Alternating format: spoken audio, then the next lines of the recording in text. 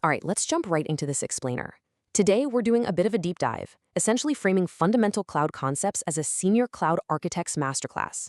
We're talking about building highly scalable, incredibly cost-effective, and totally resilient production environments. If you've ever wondered how the massive enterprises handle, crazy spikes in traffic without their systems just completely crumbling or their budgets going off a cliff, well, you're in the exact right place. So, here's our architectural blueprint for today. We'll be hitting 5 key areas: scaling and cost optimization, automating traffic and load, modern event-driven architecture, orchestration, storage, and resilience, and finally, infrastructure as code operations. Let's kick things off with Section 1, Scaling and Cost Optimization. This right here is the absolute foundation of enterprise ops. I mean, we really have to understand how systems survive a viral traffic spike without completely bankrupting the IT department. And to do that, we've got to contrast the old, outdated approach with the modern paradigm. Think about vertical scaling. That's the traditional way, where you basically just beef up one single machine. You add more CPU, more memory, a bigger hard drive, but as an architect, you instantly spot the flaw, right? It's a massive single point of failure. If that one gigantic machine goes down, the whole application goes down with it. That's exactly why we rely on horizontal scaling. Instead of making one machine bigger, we just clone the application across a ton of smaller, cheaper instances. So if one of those little guys fails, no big deal. The others just instantly pick up the slack. And honestly, the math on this is fascinating, especially when it comes to cost optimization. Just think about RAM prices for a second. You might grab a 16 gigabyte stick of memory for, say, $100. But when you want to vertically scale and double that to 32 gigs, the price doesn't just double, it might jump to $225. And a 64 gigabyte stick, that could easily set you back $600. You get these rapidly diminishing returns the higher you go. Being able to explain this kind of diminishing return to a CFO, that's how you actually win budget approvals. It absolutely proves why buying a whole fleet of cheap machines horizontally is just way more cost-effective than buying one ridiculously expensive super machine. Okay, moving right along to Section 2, automating traffic and load. So now we've got this fleet of cloned machines running horizontally, right? But we need a smart way to actually manage all the incoming traffic. Enter load balancing. And what's really cool about this is how a load balancer actively acts like a bodyguard for your back end. It sits right in front of your app, and when a request comes in, it doesn't just blindly toss it at a random server. It uses logic. It might use a round-robin approach, just handing requests out one by one down the line. Or it could use least connections routing, sending traffic to the server that's currently the least busy.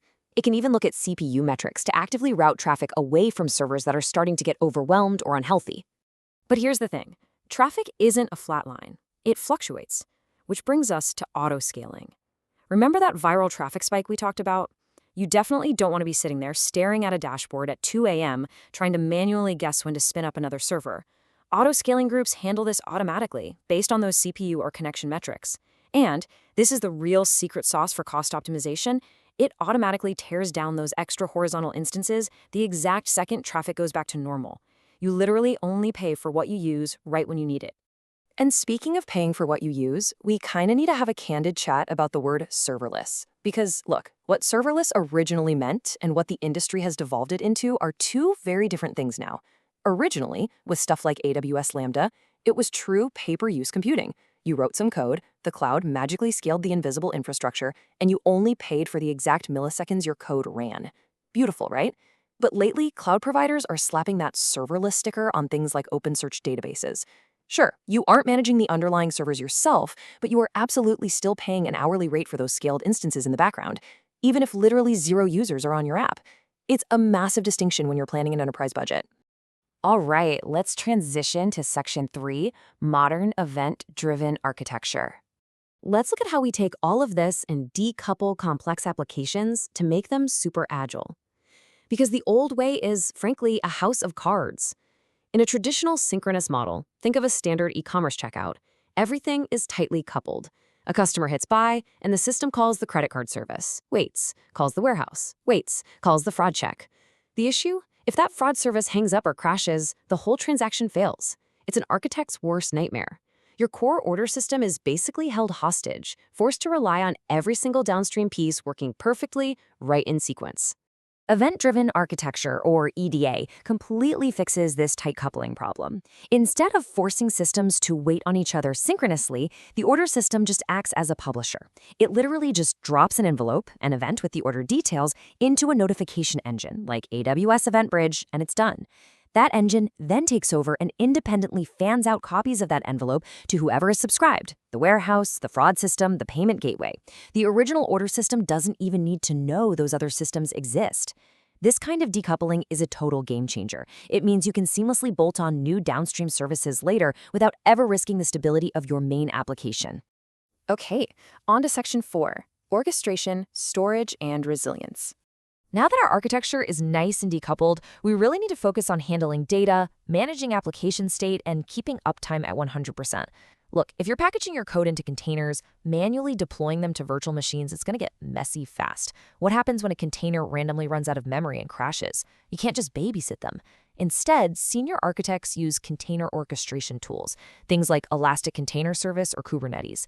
These tools are incredible. They automatically restart failed environments, they hook right into your load balancers, they run constant health checks, and they basically automate the entire life cycle of your code. Next up, we need a place to actually put all our enterprise data. And in the cloud, storage is highly specialized. It generally breaks down into 3 main buckets. First, you have object storage. This is your massive, infinite dumping ground for things like media files, JSON configs, huge CSVs. Then you've got block storage. These are basically your scalable, attachable hard drives used for heavy, raw processing. And finally, of course, databases. Everything from structured relational SQL to massively scalable NoSQL to those blazing fast in-memory caches. But here is the absolute million-dollar question for disaster recovery. What actually happens to all that specialized data if the physical data center experiences a total catastrophe? Like, what if a hard drive explodes or the building literally catches fire? To answer that, we have to unpack the difference between availability and durability.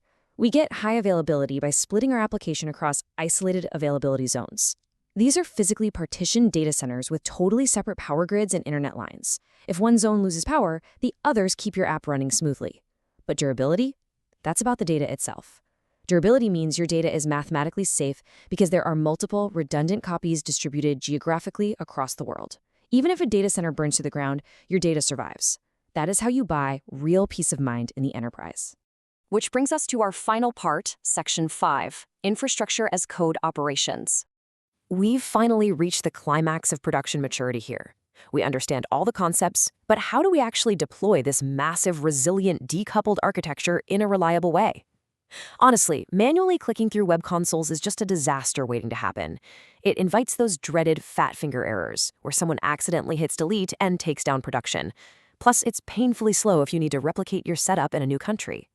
Instead, infrastructure as code, or IAC, is the gold standard.